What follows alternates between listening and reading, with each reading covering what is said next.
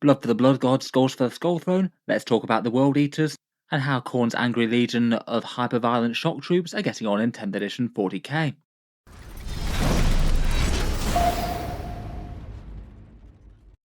Hello and welcome back to Auspex Tactics, where today we're talking World Eaters, and in this video we'll talk through the entirety of the World Eaters index, talk through the army rules, stratagems, enhancements, and the datasheets, and what's strong or not for the faction in Warhammer 40k right now. Currently in 10th edition, World Eaters are maybe off to a slightly shaky start. Certainly a fair bit of a power drop going from 9th edition to 10th edition here, a tournament win rate tending to be in the low 40s, which isn't particularly standout within Warhammer 40k. I feel perhaps partly due to their units maybe not being quite as general purpose. Khorne Berserkers are a lot less effective against vehicles, for example, plus just melee in general is arguably a little bit nerfed in 10th. The core game rules just seem a little bit less favourable to it. The 8 bound as well, which I thought were kind of carrying the army partly in 9th edition, have had their points go up quite a bit. I feel like those sort of factors are coming together to give World Eaters a bit of a trickier time in winning games in 10th edition, though I'd say that they aren't so bad that they don't have a decent shot against the majority of factions in the game. It's just the ones that really stick out the top of the power curve that you're going to have a really uphill struggle into. Overall, I still feel like the index is interesting enough, and I'm sure Games Workshop will help them out with some points cuts in upcoming balance updates. I think they're likely to be an army on the rise from here. Looking at the contents for Index World Eaters, and it's fairly similar to the standard Warhammer 40k factions, you've got the army rule as Blessings of Khorne, the great big dice roll which allows you to get 2 powerful buffs each turn. The launch detachment is the Berserker Warband detachment. This one gives you Relentless Rage, essentially the old Legion traits remade, 6 violent stratagems and 4 enhancements, and then 23 datasheets with the entire plastic line of the army. Unfortunately, the World Eaters' Forge World units and Demon engines have been moved to Legend of the Horus Heresy for more competitive gamers, sadly, but they do have some pretty credible options with demonic or knightly allies.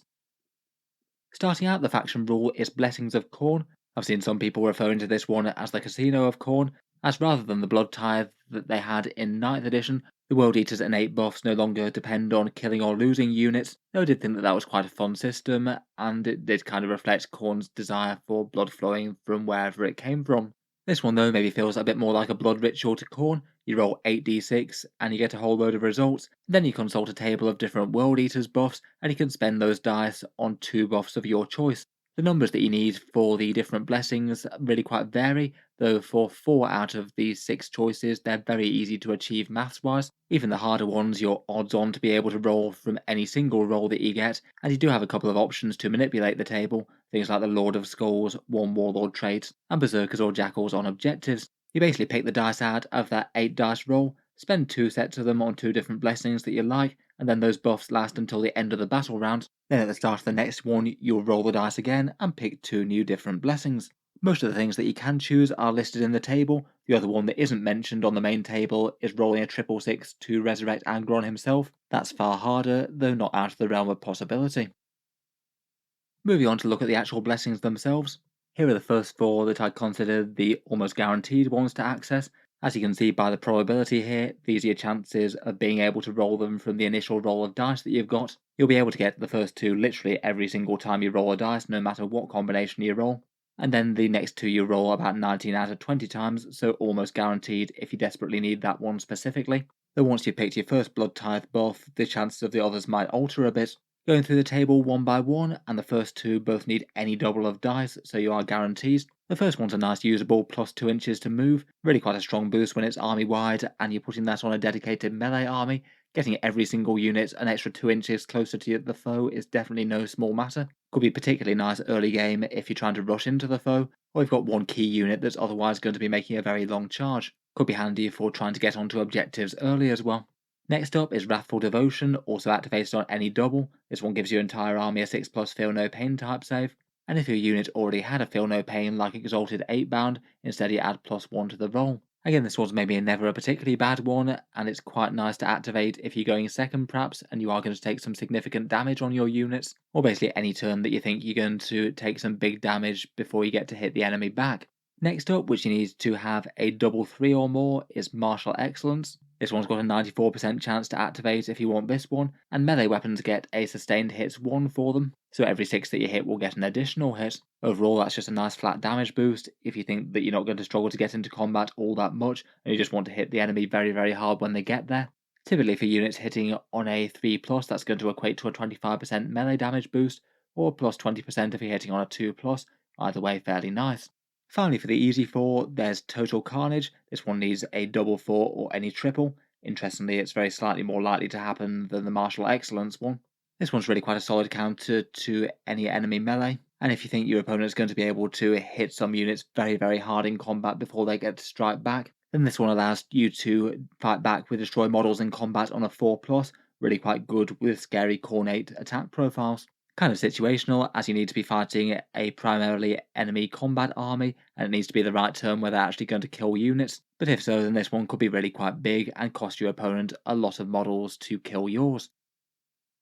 Then moving on to the slightly less guaranteed end of the table, next up we have Warp Blades for a 90% chance. That's either a double 5+ or any triple, and this one gives your entire army lethal hits in melee. An absolutely massive deal if you're fighting against things that you're going to be wounding on a 5+ or worse, particularly against things like Imperial Knights or any other army that's just very heavy on monsters or vehicles. I think this one's a really nice one just to be able to flex into, means that units like Berserkers could be far more threatening to these heavier targets. Out of the main table, by far the least likely to roll is Unbridled Bloodlust.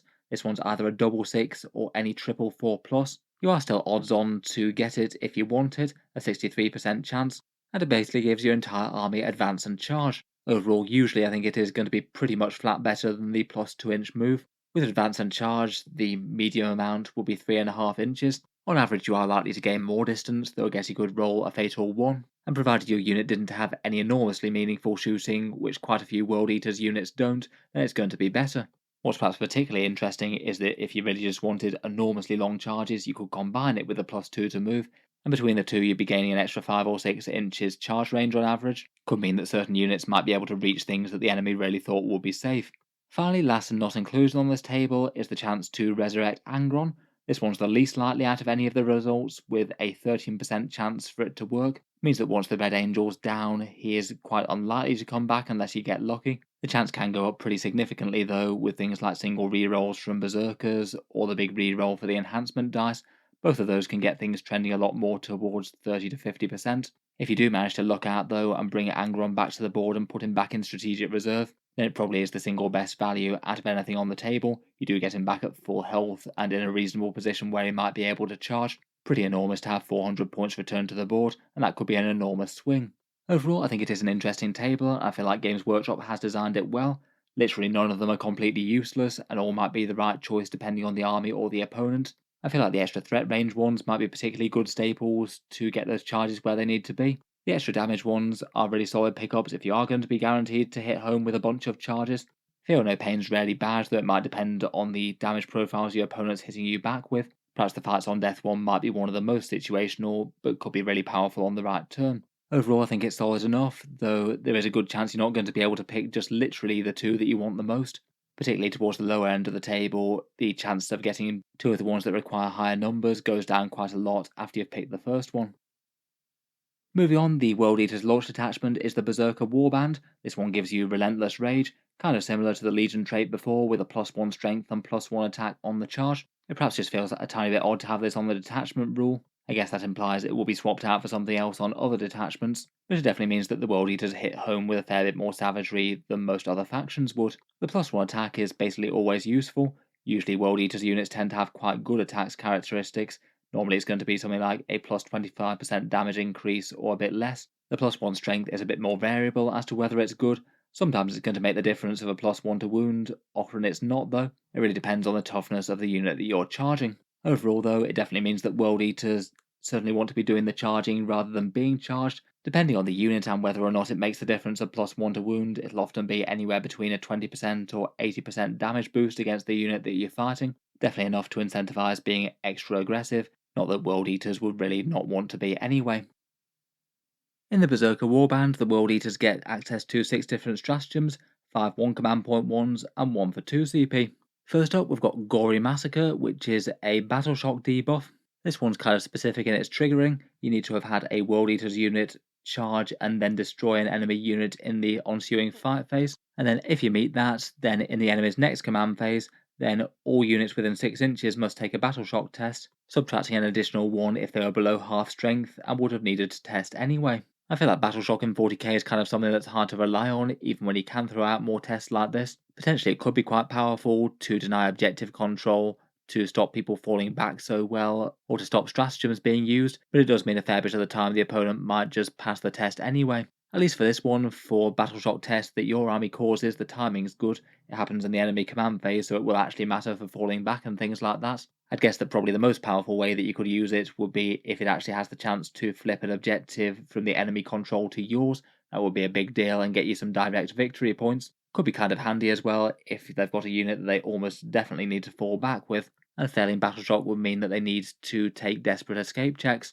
I think it could be potentially powerful in the right situation. It could force the test on a whole bunch of units as well, but in general I feel like it's just super niche because you actually have to activate it by charging and killing a unit, then for the test to be meaningful, and then for your opponent to actually get unlucky and fail. Next, for one command point, there's For the Skull Throne. This one's a really nice and simple +1 to wound in melee against character monsters or vehicles. The character keyword's really quite nice, as that would include any units with a leader, often going to be the more valuable ones. I think this one's really quite a nice, easy and predictable one, certainly quite strong for making units a lot scarier against enemy vehicles, perhaps most meaningful if it flips you from wounding on a 5+ to a 4+, or something like that. Next up, for one command point, Blood for the Blood God is potentially really quite powerful. Again, for this one, you need to destroy an enemy unit in the fight phase, which you'd hope you'd be able to do some of during the game, though it might not be in the first turn. After you do so, you get to make a new Blessings of Khorne roll, and then use the dice to activate one further buff, perhaps the best one being the 6+ Feel No Pain to make your unit a whole load tougher for the oncoming enemy turn. This one really is quite strange in that it means that it's potentially great if you're going first and your opponent's going second, but kind of niche to useless if your opponent's going first themselves. The reason is that the Blessings of Khorne last until the end of the battle round, then you make new ones, so it means that if you were charging and killing an enemy unit in your fight phase, it means that you'd be generating a blessing that's then immediately cancelled. It is quite good to make the army more tanky to the enemy counter-attack though. That could be very nice if you've gone for other blessings for getting the kills in the first place. And I guess it could be kind of helpful for doing things sequentially in the fight phase. Maybe kill a less important unit with a weak unit, provided your opponent can't interrupt, then trigger a further damage boost to make some of your other units hit extra hard. Overall though, I think that this one's really quite solid when it comes up. One command point for an entire army-wide buff for a turn is really quite huge. I feel like this is one of the better investments if it gives your entire army a Feel No Pain to the enemy counter-attack. For 2 CP, there's Khorne Cares Not. This one's a nice simple -1 damage in melee. A little bit on the pricey side for 2 CP I guess, but occasionally it could be very big. Probably going to be most used when you get hit by a whole bunch of damage 2 attacks, means that you need to have 2 attacks to kill a Berserker or 3 attacks to kill a Terminator or 8 bound. Could be fairly solid on bigger tankier things like Angron or a Mauler Fiend or something. Depending on the unit it could be really quite big, but I feel like 2 command points for it is going to make it a bit more situational. Moving on, for one command point, we've got Blood Offering. This one's an objective scoring one. If your unit is killed on an objective that you control, then you can basically consecrate that objective to Khorne, and it means that it remains under your control until the opponent can actually take it at the start of the turn or the end of a turn. Generally that's going to be handy if you have a unit on a far-flung objective that the opponent's nowhere near, and they shoot down your only unit taking it, means that it remains yours. Occasionally you'll be able to trade one command point for some pretty much guaranteed victory points, which I think is pretty worth it. Bear in mind that you can get this for free though with the Jackals, they basically have this ability built in. Finally, for one command point, we've got Apoplectic Frenzy. This is 1 CP to auto-advance 6 inches. Really quite a nice one if you just need that extra few inches of movement to get onto an objective and you want to 100% guarantee it. But perhaps far more powerful when you have that advance and charge blessing going off on the whole army, means that you just get one unit that can just go with a massively big threat range. Theoretically, with Khorne Berserkers, with this one up and the extra 2-inch move as well, it'd theoretically be moving 14 inches, then making an on average 7-inch charge. 21 inches worth of threat range, even from your 6-inch moving base infantry, never mind anything faster. I think this one's really quite solid if it is going to make the difference between making a charge on a key target or not. Probably a bit situational, unless the advance and charge blessing is actually active though.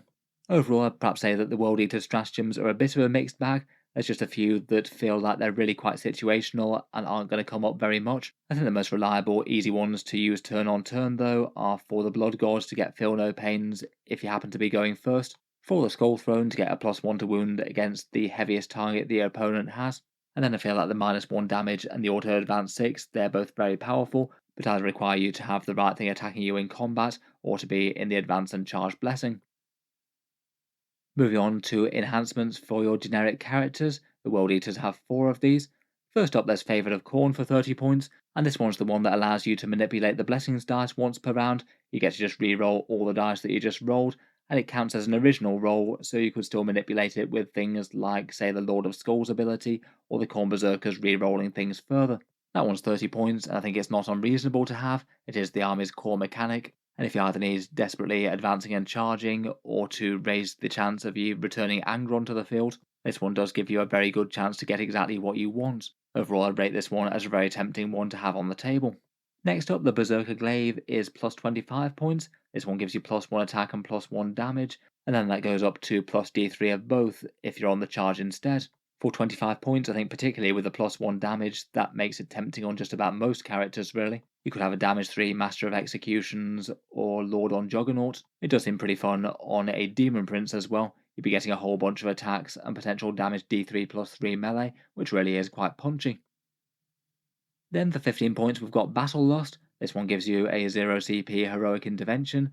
Far too situational in my book, and it relies on the enemies charging World Eaters units nearby within 6 inches, despite knowing that you've got this option. I guess in theory it could allow you to defend some weaker units with some bigger ones, but this one still feels like a bit of a waste really.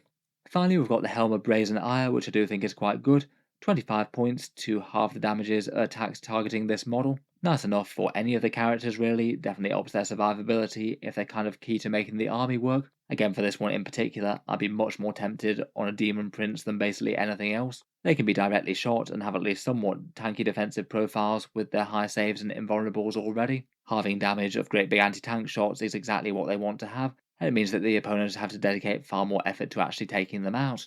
Overall, I'd rate basically all of them are usable besides the Battle Lust one. I think they're all fairly good value for the cost.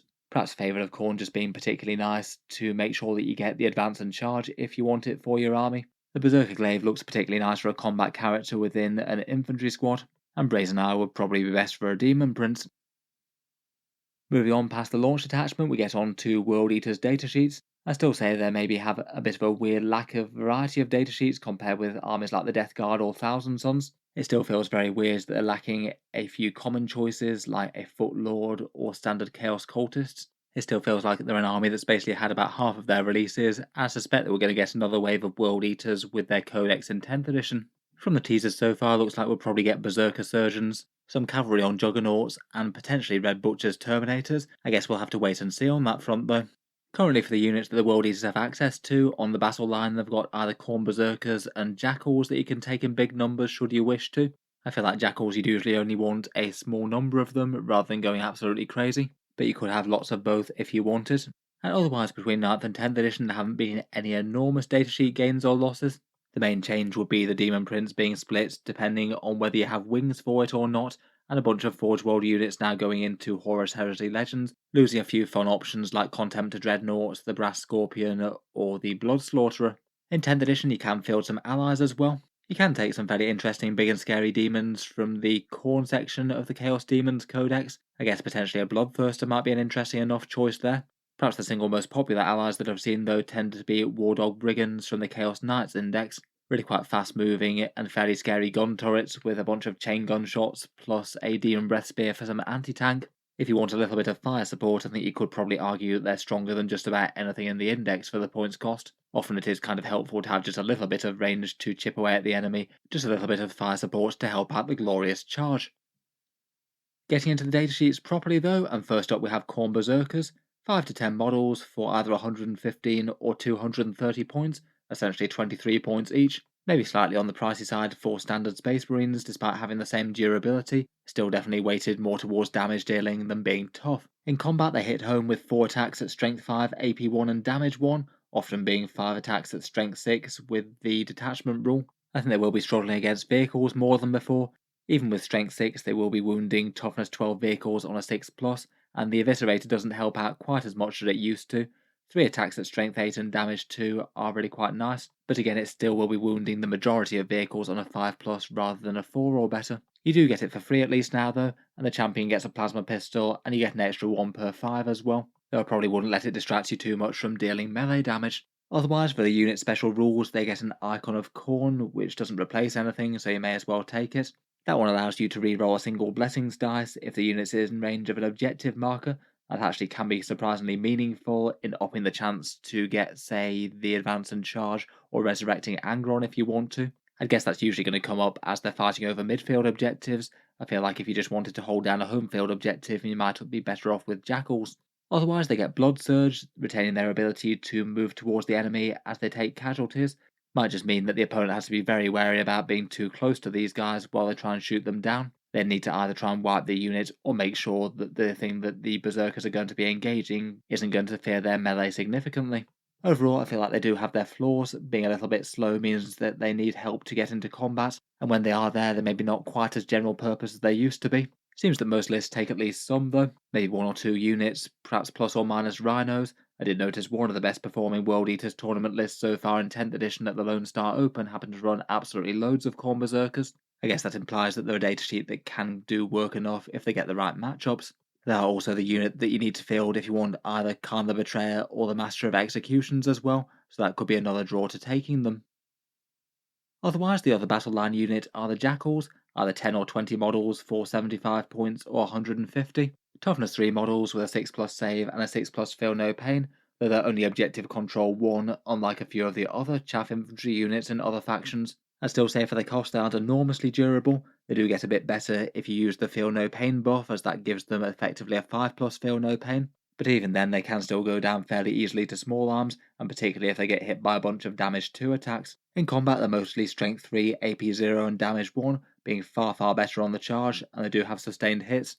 And then they get a couple of hidden damage dealers within the unit, with Mauler Chain Blades or the Skull Masher on the Dishonored. That's kind of handy, and just about any medium or light infantry unit is at least going to have to fear these guys. Against infantry, they're okay damage for the cost. They can also take the icon that allows some blessing farming, so that might make them as a better choice for a minimum investment home field squad, as they are a bit cheaper than the Berserkers. And their special rule is sticky objectives, the same one as that stratagem to devote an objective to Khorne, basically meaning that if your units are shot off the objective after they've taken it, then it'll remain yours until your opponent can actually try and control it.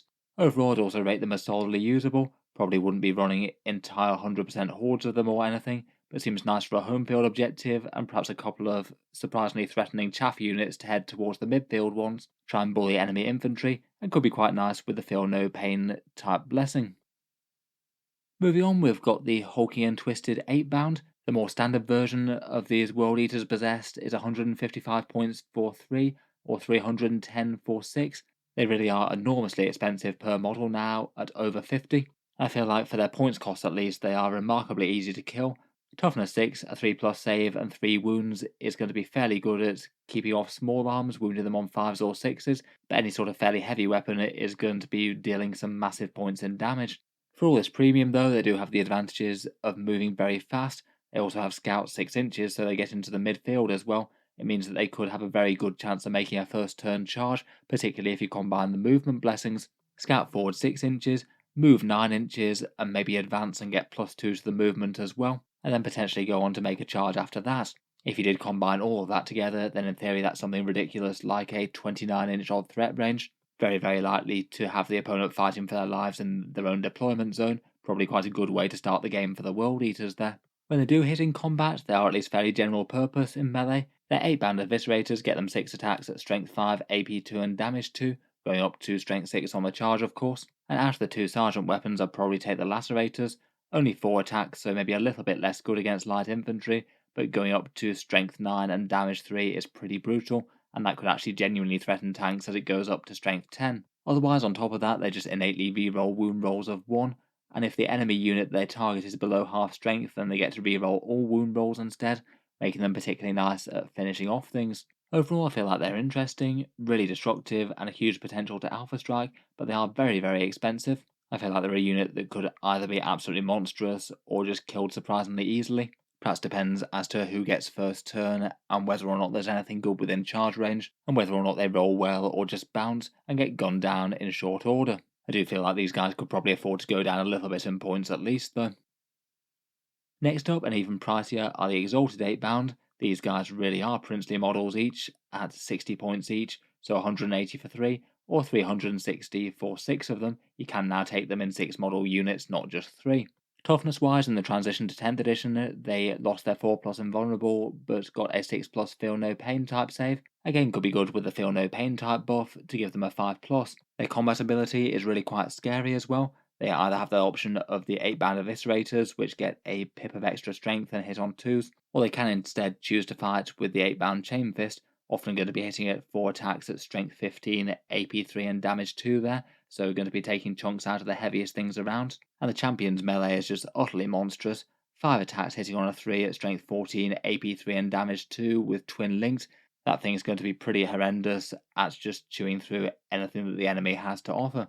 Otherwise, they trade the scout special rule for deep strike, means that you could potentially deliver them via rapid ingress, which seems like it could be a fairly good way of putting them down somewhere safe and then making a charge. Again, with this sort of points cost, even with a feel no pain, I'd still rate them as very fragile for the cost, and they definitely want to be hitting the enemy before they get to hit them. Finally, their special rule I think is maybe a little underwhelming. They've got an aura called Overwhelming Wrath, and each time an enemy within 6 inches of them has to fall back, they need to take a leadership test, and if it's failed, then they must remain stationary. Just occasionally that could be ridiculously powerful, and could keep a doomed enemy unit in combat with them for a turn, and the enemy unable to shoot them. I feel like most of the time though they're just going to pass their leadership test, and it's just not going to matter at all.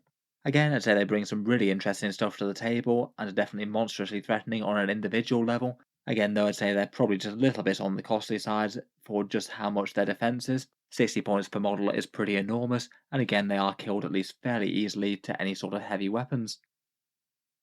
Next up, and perhaps one of the most tanky units in the Codex though, are the World Eater's Terminator Squad. These guys have the standard Terminator profile, and you get them in 5s or 10 models, 195 points for 5 of them, or 390 for 10. As they go, they're perhaps one of the cheaper varieties of Space Marine Terminator out there, and that's not too bad for their defensive profile with T5, a 2+ save, 3 wounds, and their big 4+ invulnerable. The Terminators can deep strike, so they do have some good rapid ingress potential if they want to. When they come down or stride out towards the enemy, they get to fire off a flurry of anti-infantry shots. All their attacks are damage 1, but they can chip in some devastating wounds with their Reaper autocannon, and otherwise just get a whole bunch of volume fire with combi bolters. In combat though, their base attack profiles are a bit better than the standard Chaos Space Marine Terminators. Their accursed weapons are base strength 6, going up to strength 7 and 5 attacks with the World Eater's boosts. I feel like most people will probably be more tempted to swap out things for Power Fists though, going up to 4 attacks on the charge at strength 10, AP 2 and damage 2 there. On top of that, they could get some advantages out of Blessings of Khorne, and their special rule is Blood Fury, a fairly punchy damage boost if the unit is depleted but not destroyed, a +1 to hit if they're below starting strength, and a +1 to wound if they're below half strength. As big tanky Terminator units, I feel like that's at least fairly possible. Certainly a big unit might well get depleted but not entirely die. Overall, these guys I think do seem at least fairly strong, solid enough combat and defense. I'd say they probably compete well enough with 8-bound for that reason, being one of the units that's actually really quite hard to kill as opposed to just kill stuff extra hard, and quite a nice unit for using big value stratagems on. I guess for negatives you can't have any leaders join them, and maybe just a little bit apprehensive as to whether or not Games Workshop just brings out a World Eater's Red Butcher unique Terminator squad, and whether these guys will be made redundant as a result. Moving on though, we've got the World Eater's Chaos Spawn, 2 models for 65 points, and while they might not be for other Chaos indexes out there, the 65 points does make them the single cheapest unit in the index World Eaters, so perhaps have a little bit of an extra incentive there, though if you invest 10 more points you could get a unit of Jackals. These have got the same stat line as the other Chaos Spawn out there. They move 8 inches and are at least reasonably tough on a per model basis, T5, a 4+ save, 4 wounds and a 5+ feel no pain, and they have their thing where they regenerate D3 wounds in each player's command phase, so basically if you don't kill one it just heals up. I'd say that compared with most Chaos armies, the World Eaters have a bit more use for these guys. At least they get strength 6 attacks, going up to strength 7 on the charge, which is far better than most, and get an extra attack on the charge to boot as well, and might be able to make use of the Blessings of Khorne, which I think are fairly solid as they're basically dedicated melee beasts. Overall, I feel like maybe a unit or 2 could be usable enough as just small nuisance units, screening, move blocking, or just being an annoying thing to trade out with on objectives. It would be better with that role though if you could just fill them in annoying 1 model units like you could before. I'd say that they probably are the strongest spawn out of any of the Chaos Legions though. Moving on, let's talk through the World Eater's vehicles next, and starting out we've got the Hellbrute, 150 points for the standard toughness 9, 2+ save and 8 wounds, stomping forwards towards the enemy with 6-inch movement, which is a little bit unhelpful for actually getting him into combat when he needs to move around terrain and things. As with other Hell Brutes, he basically has the default set of weapons, a choice of most of the standard Chaos Space Marine weapons, then the option of a few different choices of melee. I'd say that the melee have far better damage profiles, but are kind of balanced by the fact that you might struggle to get him there as he doesn't move very quickly.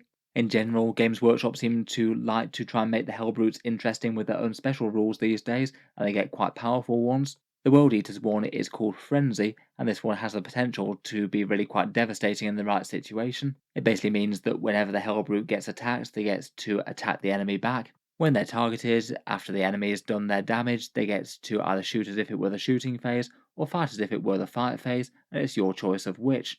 Theoretically, it means if the opponent keeps on trying to plink off wounds with individual units with heavy weapons, then you could get a whole load of shooting out of this guy, and when they're attacked in melee, they in theory might be able to make an extra fight in the fight phase, though I'd say perhaps this bit is a little bit less clear and might need an FAQ around that. The core book does say that units can only fight once, and maybe this doesn't specifically override it, even if it is maybe implied. In reality though, I sort of feel like a sensible opponent just isn't going to target this guy with individual heavy weapons, just focusing fire with an enormous unit to try and wipe it out straight away. Though I guess not literally every army is going to have that as a possibility. Overall, I think he's interesting enough, could definitely be annoying for certain enemies to try and work around, and they might really have trouble. His raw numbers though I don't think are particularly good. He really relies on his special rule to actually make him worthwhile, and that is a bit dependent on your opponent, I think. Next up, for a dedicated melee beast, we've got the World Eater's Mauler Fiend, an 175 point vehicle with toughness 10 and 12 wounds, and a 5+ invulnerable save for being a demon engine. The Mauler Fiend gets a 10-inch move, and again will be one of the ones that really likes the extra move and the advance and charge blessings that you can get. Potentially he could have a lot longer a threat range than some of the other armies that you could take him for. And then when he hits home, on the charge he'll be getting 7 attacks at strength 15 with damage d6+1, really quite nasty against enemy vehicles, plus either the option of taking magma cutters, or I'd say probably more likely the lasher tendrils, seeing as you world eaters and could deliver him better for a whole bunch of strength 8 attacks on the charge. The World Eater's Mauler Fiend gets an interesting special rule called the Scent of Blood. It means that if the enemy unit's depleted and below its starting strength, you get to add +2 to charge rolls against them and +1 to hit rolls against them in melee. Means that I think that this guy would pair really quite nicely with a shooting unit or two. Use a ranged unit like one of the World Eater's units that you have situationally, or perhaps some dedicated fire support like a Wardog Brigand or something, chip down a casualty off the unit, and then make the Mauler Fiend's damage a lot more dangerous when it reaches combat. Could be quite a nice one to use tank shock as well.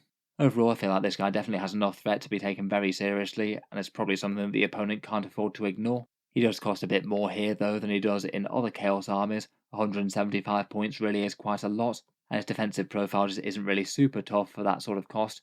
Only 12 wounds at toughness 10 feels like it's a bit underwhelming for that kind of price tag. If it can survive to make melee though, seems like it could be very, very scary indeed.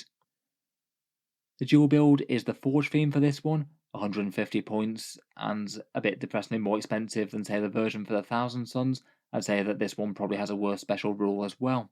I still don't think it's too bad for general purpose fire support though. I'd be tempted to take the Ectoplasma Cannons with the D3 shots at strength 10 and damage 3, and getting the Blast special rule with 3 of them, which means that you could get a significant amount of extra shots if you target a great big enemy horde. It means that it's pretty effective both against hordes and against vehicles. As I said though, I feel like its special rule for this version of it is a little bit disappointing. Furious Onslaught means that enemy infantry units take a battle shock test after they've been shot by it. Not nothing, but also not amazing when it's on your turn when the battle shock test gets failed, as when it comes to the enemy command phase they just heal it basically. I suppose if you get lucky could potentially mean that they can't interrupt in combat, I suppose. Again, I'd rate it as usable fire support, probably isn't going to hold your army back too much. For an optimal pick, it's probably competing with allied Wardog Brigands. The Defiler for the World Eaters is all the way up at 210 points. This one's a 14 wound toughness 10 demon engine, and I would say that's really not that durable for the cost whatsoever, and brings some general purpose ranged guns and some heavy strength 16 melee. Both kind of intimidating enough, but at 210 points I just don't think it really adds up to being very good. I feel like you could decrease its points cost really quite significantly, maybe drop an extra 30 points or something like that before it would be all that tempting. Its special rule doesn't really do it any favours either, giving it the option to move over terrain and things, but it's got an absolutely enormous profile, and it just might not be all that useful as it might not be able to clear terrain anyway. The Helldrake is again very expensive for a demon engine at 215 points. This one's 12 wounds and only toughness 9, so it's just very easy to kill for that kind of points cost, and no longer gets the -1 to hit for being an aircraft as well. It's a hover flyer, so it likely wants to start on the board and threaten long charges with an enormous 20-inch movement. Definitely means that you could be making first turn charges, move that far, bale flame something, and charge something else. Between the two, it'll be hitting the enemy with really quite a lot of mid-strength, AP1 and damage 2 attacks. Okay for killing medium or lighter infantry, not going to do too much against real heavies. I'd say its best use is going to be combat against things with fly. In combat, its Helldrake claws get anti-fly 2+ and devastating wounds as well, and that's really quite a nice combo. Means that just about for every hit that you get on the enemy, then you're going to get 2 mortal wounds out of it, and that could be fairly enormous if you can get into something with fly. It is just situational though, as sometimes that's going to be well worth it against certain enemy armies. Some armies just aren't going to have anything with fly at all. Finally, its special rule is Swooping Predator. This one means that you have to move over an enemy unit, roll 2d6, and for each 4+ the enemy suffers d3 mortal wounds. Means that on average you'll get one of those. Again, I feel like this one is probably going to be more situational than it sounds. Turn 1 you're likely swooping forward, but you might well not be able to move over anything in the enemy's deployment zone or anything like that. And turn 2 you're probably going to get hit back very hard due to how much it costs and being very flimsy for the points. Overall, again, I'd probably rate it the same as the Defiler.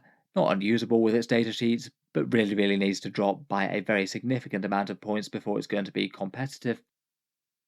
Next up, we've got the World Eater's Predator Annihilator, 130 points for a 11 wound toughness 10 tank. At least this one is nice and cheap. Generally having a twin las cannon on the top and sponsoring las cannons with rerolling 1s to wound and damage results of 1 against vehicles and monsters.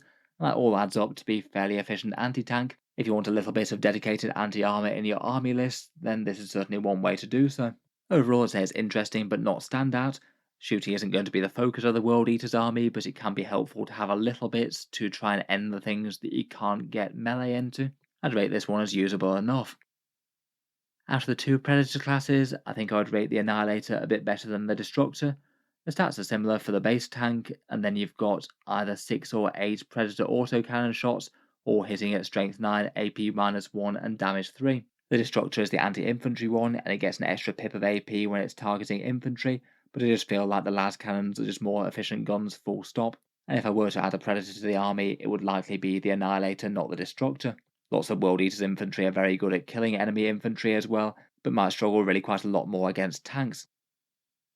The World Eater's Rhino is 85 points and has a transport capacity of 12, so this is the one that you'd be using to get your Khorne Berserkers towards the front. It's got toughness 9, 10 wounds, and regenerates wounds over time. I do notice that they charge a little bit more as a premium for this one in the World Eaters than elsewhere, perhaps just due to knowing that it's going to be good for them delivering Khorne Berserkers to combat. Weapons wise, it can chip in with some combi bolters and a Havoc launcher, a little bit of anti-infantry firepower there, though really it's just going to be annoying durability and just a nuisance unit once it's dropped off its cargo. Overall, I'd say it's usable enough to deliver Khorne Berserkers into combat.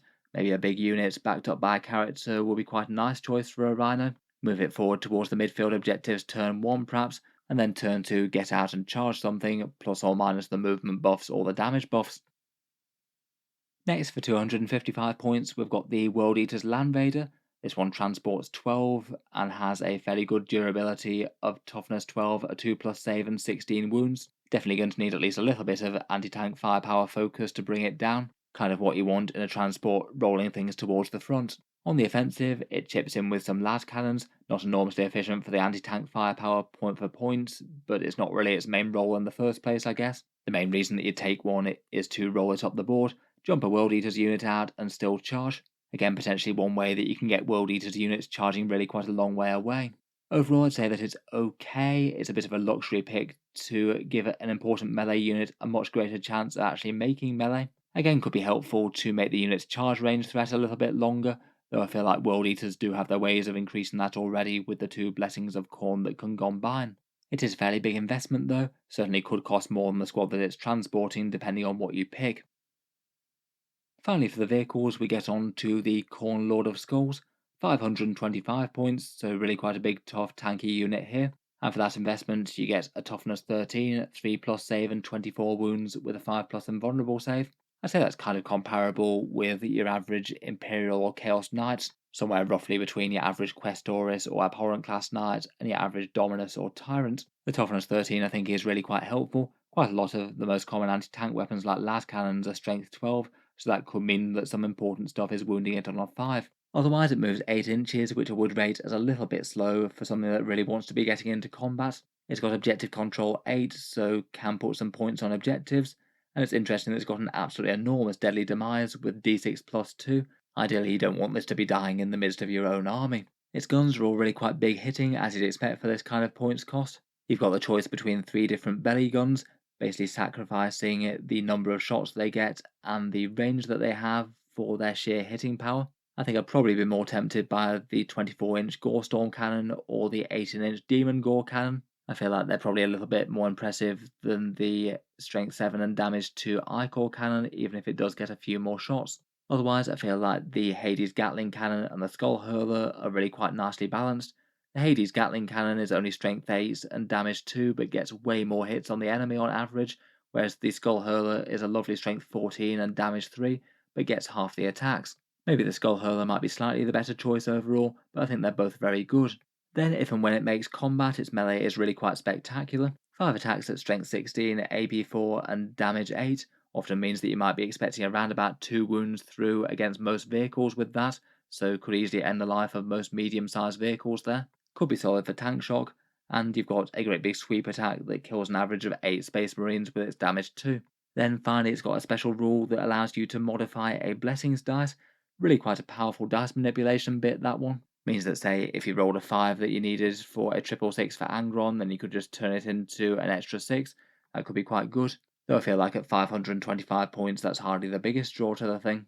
Overall, I haven't really seen these used all that much for World Eaters. People tend to go a bit more for the infantry. I don't think it's unusable though, just to roll up the board and dominate a midfield objective. The damage profiles on the guns really are quite good when he gets 2 of them like that. And of course, he is phenomenally dangerous in combat. Finally, moving on to characters, and we'll start out with the Demon Primarch himself. Angron is 415 points and must be the Warlord, and he seems to be a competitive staple in just about every competitive World Eaters list that I've seen. Very strong overall, not least with that chance to respawn. For your 415 points, you get a Toughness 11, 2 plus save, 16 wound, very angry demon with a 4 plus invulnerable save. Fairly tanky, though maybe not outstandingly so when you're paying quite so much for him. At least in 10th edition though, he can hide behind obscuring ruins and things if he can hide his wing profile. He doesn't have the towering keyword, so unlike things like the Lord of Skulls, he can't be just directly shot over ruins most of the time. To get to the enemy, he's got a 14-inch move and fly.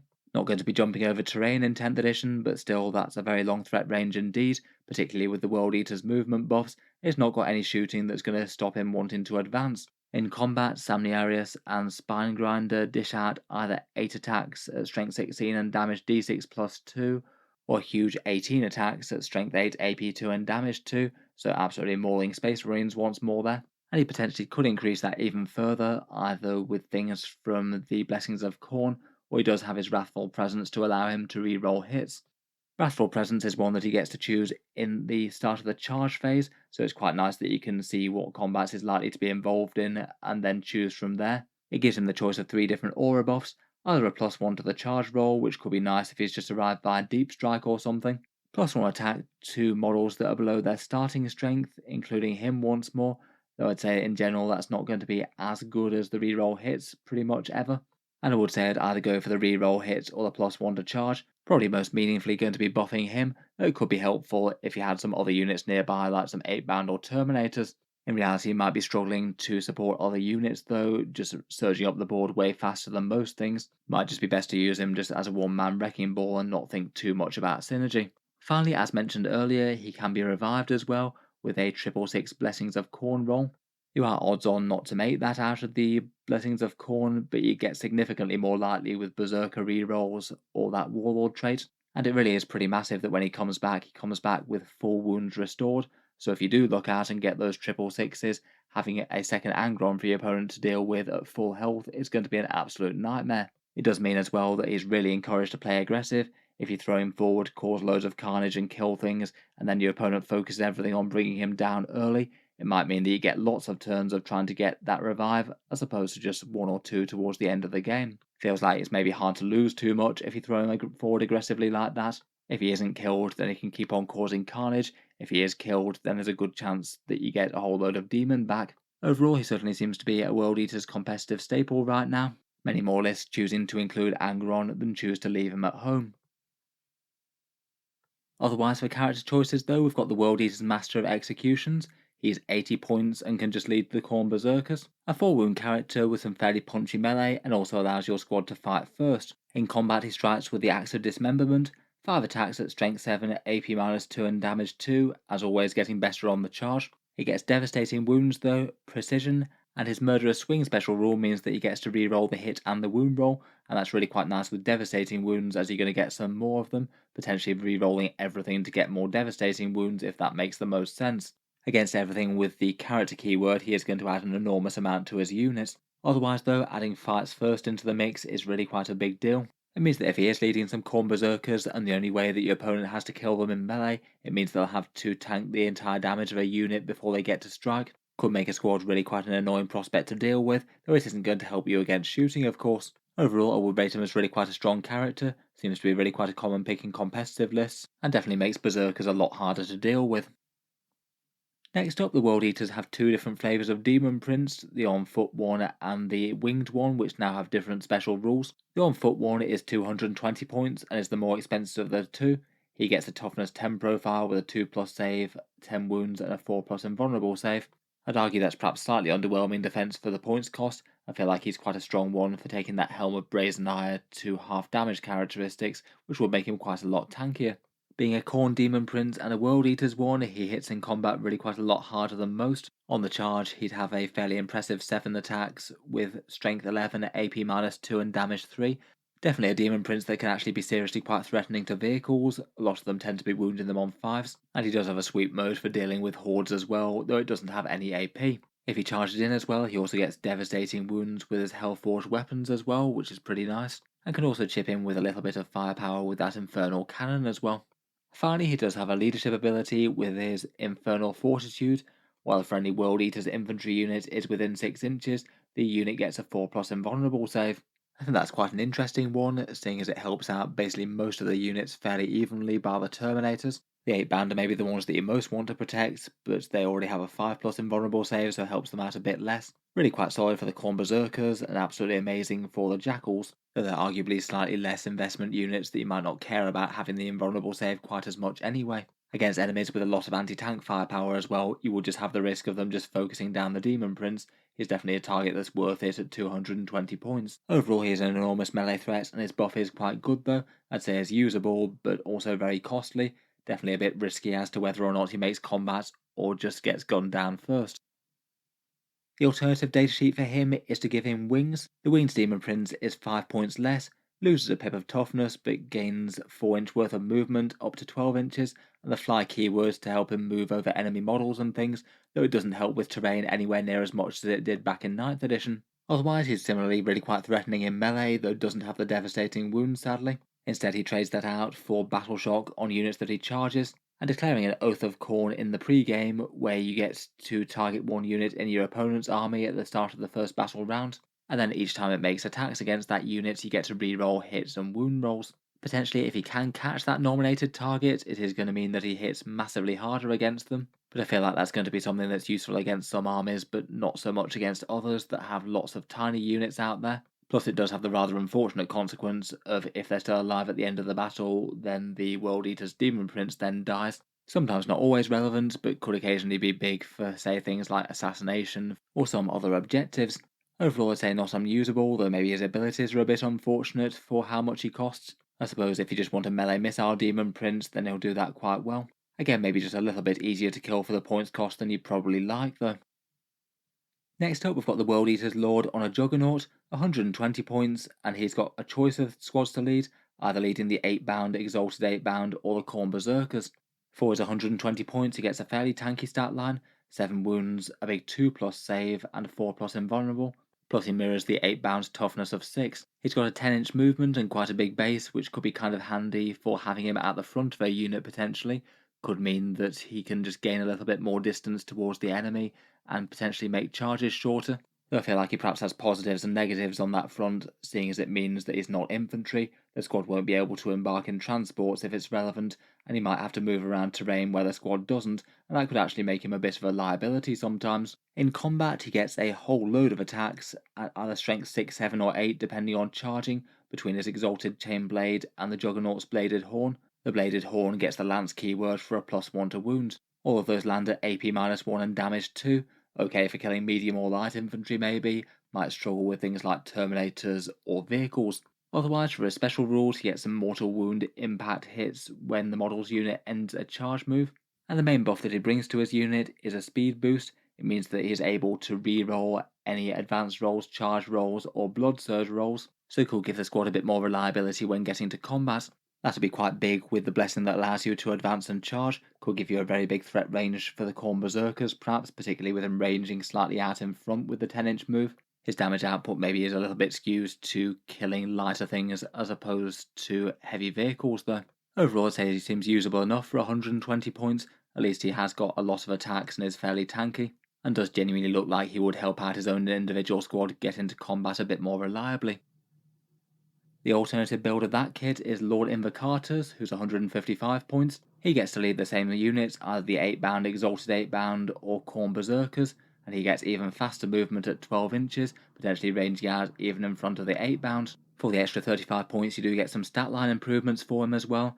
He's 8 wounds rather than 7, and his combat is significantly nastier. He gets AP -2 on Coward's Bane, his Relic Chain Axe, and also gets devastating wounds on that as well. I think it does make him a lot more general purpose and overall threatening. He gets Scout 6 inches, and his main boost is to allow another 2 units within 6 inches of him to scout move forward. Regular 8-bound unit already have it, so I guess your choices would be Terminators, Berserkers, Exalted 8-bound, or Jackals. Any of those getting an extra move into the midfield is going to be quite big. Again, could get some pressure onto the enemy army quite early. If you do want to play enormous melee Alpha Strike World Eaters with getting the +2 move and the advance and charge together, then Lord Invocatus seems like a very nice part of the puzzle, getting a lot of your units into the midfield before those excessive movement boosts even happen. Otherwise, he also allows his units to counter-attack as well, giving his squad fallback shoot and charge, probably not all that relevant the majority of the time, but just once in a while it might give him quite a powerful ability to jump out of combat and engage something a lot more important. Again, seems kind of fine for the 155 points, definitely a lot higher value than most of the other characters that you can choose to lead units with, but I'd say he adds more. Finally, lastly, and often as much a danger to his own men as the enemy, is Khorne the Betrayer. 95 points for a 5 wound World Eater's Lord essentially, a toughness 4 and a 4+ invulnerable save to keep him safe. If you want a unit in a Rhino with a Khorne Berserker unit, it'd basically be this guy or the Master of Executions. I feel like a lot of people just quite like the Master of Executions for the fights first, but if you just want raw extra damage added to the Berserker units, then Khorne seems to be your man. Gorechild hits home with 8 attacks at strength 6, AP 2 and damage 3. Really quite good for killing Terminators specifically, but he'll be fairly effective against everything with that many attacks and that high damage. And on top of that, he also gives his unit re-rolling hit rolls and wound rolls of 1 as well, and that would include his own fairly respectable damage output. It equates to roughly a 36% increase in average damage expected for the squad, and that is really quite a lot. Otherwise, he gets a plasma pistol that never overheats and kills him despite plugging away at max capacity. The ability to fight on death if he's slain in close combat, which could be very big given how many attacks he gets. And he's got his signature move where he's got the small chance to kill some of his own squad mates if he feels like it. If at the end of your charge phase he's leading a unit that isn't within engagement range and he's got no one else who's better to kill, then you have to take a leadership test, and if it's failed then he kills one bodyguard. Not exactly ideal, but I believe that unit rules like that don't function if he's in a transport, so it means if you pack him into a Rhino then that'll keep him amused and safe in his box. Overall, if you just want Berserkers that hit enormously hard, then Khorne the Betrayer will definitely do that. Overall, more people seem to prefer the Master of Executions for him. I wouldn't say that Khorne's particularly bad. I feel like perhaps he does play into just paying a lot more points for units that kill the enemy pretty hard, but aren't really that hard to kill themselves though, maybe. With the characters done, that's the end of Index World Eaters, and I guess the end of the main part of the review. Overall, I guess at the moment they are still feeling like a little bit of a limited army. I guess they're going to be kind of monodimensional with a whole load of melee rage just by their very nature. But I still feel like they've got a bit of an issue with being not really all that hard to kill off the table. And it could just make games with World Eaters really quite swingy. Either you get into the enemy and deal lots of damage and hopefully wipe them out, or your units fall a bit short and you start to lose things surprisingly easily. I do quite like the Blessings of Khorne table. I feel like most of the time you'll be able to get some useful stuff out of there, whether you're trying to close in or deal more melee damage, and the extra damage on the charge is pretty handy. The stratagems may be a little bit more lackluster, but activating the 6+ feel no pain, or maybe the +1 to wound against monsters and vehicles seems like one of the more usable ones. I'd say that most of the enhancements are handy enough, even if maybe not super outstanding for their medium-sized points costs. For the datasheets, I feel like Games Workshop have pointed most of them at least relatively evenly for the mainline damage dealer infantry units of the army. I think you could make arguments for most of those. Perhaps the 8-bound feel a little bit on the overcosted side for their defensive profile, but if they can get into the enemy army, they will hit hard. For the datasheets, really, I probably feel like Angron is perhaps one of the single most standout. Really quite a nice heart to the army that's got the option to pop back up. And for the characters, I feel like I'm most tempted by the Master of Executions with Fight First, maybe Lord Invocatus for the big scout move players if you want to go for early game charges. I think if I were building competitive World Eaters lists, I'd be very tempted to try and make some fairly heavy use of Rapid Ingress as well as another way to have a good chance of getting melee units into combat. Either a big Terminator squad or some Exalted 8-bound seem like a good choice for that, maybe even Angron himself if you feel like it. In any case, let me know your thoughts on the index down in the comments below. Feel free to let me know any combos or particularly good strategies that I might have missed. I'm sure there'll be a few things that I'm missing. If you've enjoyed the video, then feel free to subscribe to Auspex Tactics, or I'll certainly keep the regular 40k videos coming. I do tend to post new ones just about every day. I'm sure we'll have more for the World Eaters in the future. At some stage I'll get around to making a tier list of their units, hopefully not too far away. Finally, if you have been enjoying all the videos on the channel and you'd like to help support and keep them coming, I would just like to mention that Auspex Tactics does have a Patreon page as well, and you can find that linked in the video description if you'd like to help support. Channel patrons do get a fair few advantages, seeing certain videos early, regular votes to see what sort of things happen next on the channel, and automatic entry into the regular prize giveaways with a chance to win some big model kits each month. If any of that sounds good to you, or you'd just like to help support, the link is down in the video description. In any case, a massive thank you for listening, and I'll hope to see you guys next time.